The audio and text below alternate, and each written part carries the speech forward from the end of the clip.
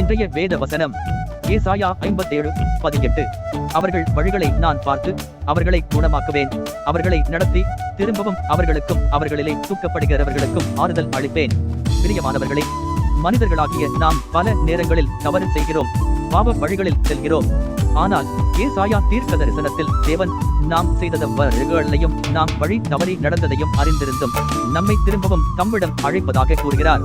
எப்படி என்றால், நான் அவருடைய வழிகளை பார்த்தேன் என்றால் தேவன் நம்முடைய ஒவ்வொரு செயலையும் நாம் செல்லும் ஒவ்வொரு பாதையையும் கவனிக்கிறார்.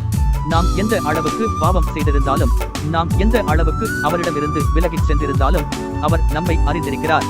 அடுத்து அவர்களை குணமாக்குவேன், அவர்களை நடத்தி திரும்பவும் அவர்களுக்கும் அவர்களிலே துக்கப்படுகிறவர்களுக்கும் ஆறுதல் அளிப்பேன் என்ற வார்த்தையானது தேவன் நம்மேல் வைத்திருக்கிற அன்பை வெளிப்படுத்துகிறது.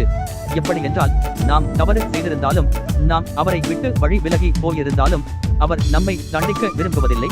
மாறாக நம்மை குணமாக்கவும், நம்மை திரும்ப அவருடைய சமூகத்தில் நடத்தவும், நமக்கு ஆறுதல் அளிக்கவுமே விரும்புகிறார்.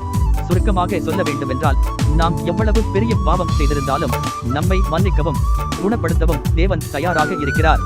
நம்முடைய துக்க நேரங்களில் தேவன் நமக்கு ஆறுதல் அளிப்பவர்.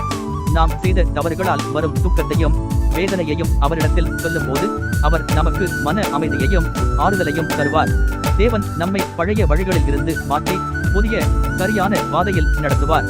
எனக்கன்பானவர்களே, ஒருவேளை நீங்கள் தவறு செய்திருந்தால் அந்த தவறுகளின் நிமித்தம் துக்கத்தையும் வேதனையும் சந்திக்கிறேன் என்பீர்களானால், முதலாவது தேவனிடம் அறிக்கையிட்டு அவருடைய மன்னிப்பையும் ஆறுதலையும் பெற்று அவர் காட்டும் புதிய பாதையில் நடக்க முன்வாருங்கள். கர்த்தர் உங்களை ஆசீர்வதிப்பாராக.